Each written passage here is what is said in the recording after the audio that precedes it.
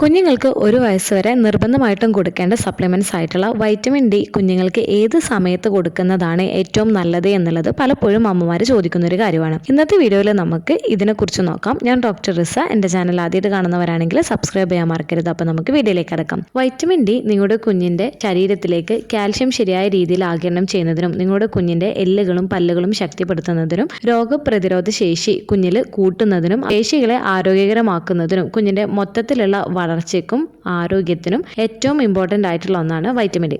അതുകൊണ്ട് തന്നെ ഒരു വയസ്സ് വരെയുള്ള കുഞ്ഞിന് നിർബന്ധമായിട്ടും നമ്മൾ ഈ ഒരു വൈറ്റമിൻ ഡി സപ്ലിമെന്റ്സ് നമ്മൾ കൊടുക്കേണ്ടതാണ്. ഇതിന്റെ ഡോസ് എന്ന് പറയുന്നത് 400 ഇന്റർനാഷണൽ യൂണിറ്റ് ആണ് കുഞ്ഞിന് നൽകേണ്ടത്. അപ്പോൾ നിങ്ങൾ പല ടൈപ്പിലുള്ള പല ബ്രാൻഡിലുള്ള മെഡിസിൻസ് മാർക്കറ്റുകളിൽ അവൈലബിൾ ആണ്. അപ്പോൾ നിങ്ങൾ എപ്പോഴും ശ്രദ്ധിക്കേണ്ടത് നിങ്ങൾ കുഞ്ഞിന് കൊടുക്കുന്ന വൈറ്റമിൻ ഡി ചിലപ്പോൾ 400 ഇന്റർനാഷണൽ യൂണിറ്റ് 1 ml എന്നുള്ള രീതിയിലായിരിക്കും, ചിലത് 800 ഇന്റർനാഷണൽ യൂണിറ്റ് ആയിരിക്കും നൽകുന്നത്. അങ്ങനെയാണ് എന്നുണ്ടെങ്കിൽ മില്ലിലിറ്റർ എന്നുള്ള രീതിയിലാണ് എന്നുണ്ടെങ്കിൽ 0.5 ml ആണ് നിങ്ങൾ കൊടുക്കുന്നത്. ചിലത് ഡ്രോപ്സ് എന്നുള്ള രീതിയിലായിരിക്കും ഈ ഒരു വൈറ്റമിൻ ഡി കൊടുക്കേണ്ടത്.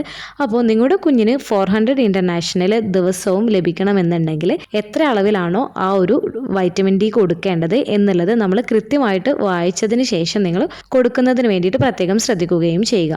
ഇനി വൈറ്റമിൻ ഡി കുഞ്ഞിന് കൊടുക്കുന്നത് ഏറ്റവും നല്ലത് ഏത് സമയത്താണ് എന്നുള്ളത് പലപ്പോഴും അമ്മമാർ അറിയാൻ ആഗ്രഹിക്കുന്ന ഒരു കാര്യമായിരിക്കും. ആദ്യം തന്നെ നിങ്ങളുടെ കുഞ്ഞിൻ്റെ ശരീരത്തിലേക്ക് ഈ വൈറ്റമിൻ ഡി സപ്ലിമെന്റ്സ് കൊടുക്കുന്ന സമയത്ത് അത് ശരിയായ രീതിയിൽ ആഗിരണം ചെയ്യുന്നതിന് വേണ്ടിയിട്ട് നമ്മൾ എന്താണ് ശ്രദ്ധിക്കേണ്ടത് എന്നതിനെ കുറിച്ച് നമുക്ക് നോക്കാം. വൈറ്റമിൻ ഡി എന്ന് പറയുന്നത് ഫാറ്റ് സോളിബിൾ വിറ്റമിൻ ആണ്. അതായത് കൊഴുപ്പിൽ പെട്ടെന്ന് അലിഞ്ഞു ചേരുന്ന വിറ്റമിൻ ആണ്. അതുകൊണ്ട് തന്നെ ഫാറ്റ് ഫുഡ് കഴിക്കുന്നുണ്ടെങ്കിൽ അതിനൊപ്പം വൈറ്റമിൻ ഡി കഴിച്ചാൽ കുറച്ചുകൂടെ നല്ലതായിരിക്കും. കാരണം കൊഴുപ്പിൽ അലിഞ്ഞ് പെട്ടെന്ന് തന്നെ വൈറ്റമിൻ ഡി ശരീരത്തിലേക്ക് ആഗിരണം ചെയ്യുന്നതിന്.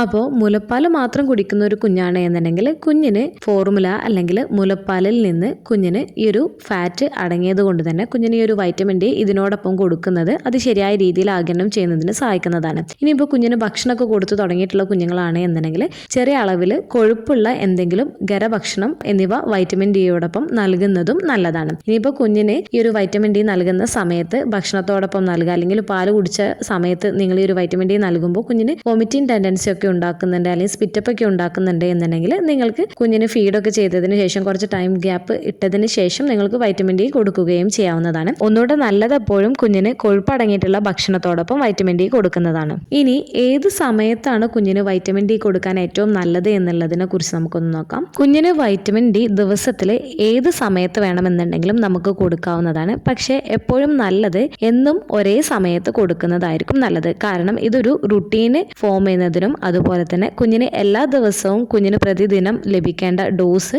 ലഭിക്കുന്നുണ്ട് എന്നുള്ളത് ഉറപ്പാക്കുന്നതിനും ഒരു ദിവസം നമ്മൾ സ്കിപ്പ് ചെയ്യാണ്ടിരിക്കുന്നതിനൊക്കെ സഹായിക്കുകയും ചെയ്യുന്നതാണ്. അതുപോലെ തന്നെ രാത്രി കാലങ്ങളിൽ കുഞ്ഞിന് ഈ ഒരു വൈറ്റമിൻ ഡി കൊടുക്കുന്നത് അവോയ്ഡ് ചെയ്യുന്നത് നല്ലതായിരിക്കും. ചില കുഞ്ഞുങ്ങൾക്ക് ചെറിയ അസ്വസ്ഥതയും അതുപോലെ തന്നെ അത് ചിലപ്പോൾ ഉറക്കത്തിന് തടസ്സമുണ്ടാക്കുകയും ചെയ്തേക്കാം. അപ്പോൾ രാവിലെയോ അല്ലെങ്കിൽ വൈകുന്നേരങ്ങളിലോ കുഞ്ഞിന് കൊടുക്കുന്നതിന് വേണ്ടിയിട്ട് ശ്രദ്ധിക്കുക. അപ്പോൾ നിങ്ങളിപ്പോൾ രാവിലെ എന്നും കൊടുക്കുന്ന ഒരു സമയത്ത് നിങ്ങൾ വൈറ്റമിൻ ഡി കുഞ്ഞിന് കൊടുത്തിട്ടില്ല എന്നുണ്ടെങ്കിൽ നിങ്ങൾക്ക് എപ്പോഴാണോ നിങ്ങൾക്ക് ഓർമ്മ വരുന്നത് ആ ഒരു സമയത്ത് നിങ്ങൾക്ക് കൊടുക്കുകയും ചെയ്യാവുന്നതാണ്. എന്നും കുഞ്ഞിന് ഒരു ദിവസത്തിൽ കിട്ടേണ്ട വൈറ്റമിൻ ഡി കിട്ടുന്നുണ്ട് എന്നുള്ളത് നിങ്ങൾ ഉറപ്പ് വരുത്തേണ്ടതാണ്. സമയത്തേക്കാളും ഏറ്റവും പ്രാധാന്യം അതിനാണ് ഇമ്പോർട്ടൻസ് കൊടുക്കേണ്ടത്. ഇനിയിപ്പോൾ നിങ്ങളുടെ കുഞ്ഞിൻ്റെ പ്രത്യേക ആവശ്യങ്ങൾ അനുസരിച്ചിട്ട് നിങ്ങളുടെ ഡോക്ടർ വൈറ്റമിൻ ഡിയുടെ ഒരു നിശ്ചിത സമയമോ അല്ലെങ്കിൽ ഡോസേജോ നിർദ്ദേശിച്ചിട്ടുണ്ട് എന്നുണ്ടെങ്കിൽ അതനുസരിച്ചിട്ട് നിങ്ങൾ ഫോളോ ചെയ്യുന്നതിന് വേണ്ടിയിട്ട് പ്രത്യേകം ശ്രദ്ധിക്കുകയും ചെയ്യേണ്ടതാണ്. ഇനിയിപ്പോൾ നിങ്ങളുടെ കുഞ്ഞിന് വൈറ്റമിൻ ഡി കൊടുക്കുന്നതിൻ്റെ ഡോസ്, സമയം എന്നിങ്ങനെയുള്ള കാര്യങ്ങളെ കുറിച്ചൊക്കെ കൂടുതൽ ഡൗട്ട്സും കാര്യങ്ങളൊക്കെ ഉണ്ട് എന്നുണ്ടെങ്കിൽ കുഞ്ഞിനെ കാണിക്കുന്ന ഡോക്ടേഴ്സിനോട് നേരിട്ട് ചോദിച്ച് മനസ്സിലാക്കുന്നതിന് വേണ്ടിയിട്ട് പ്രത്യേകം ശ്രദ്ധിക്കേണ്ടതാണ്. അപ്പോൾ ഒന്നുകൂടെ പറയാം, നിങ്ങളുടെ കുഞ്ഞിന് ദിവസത്തിൽ ഏത് സമയത്ത് വേണമെന്നുണ്ടെങ്കിലും വൈറ്റമിൻ ഡി നിങ്ങൾക്ക് നൽകാവുന്നതാണ്. എന്നാൽ സമയത്തിലെ സ്ഥിരത,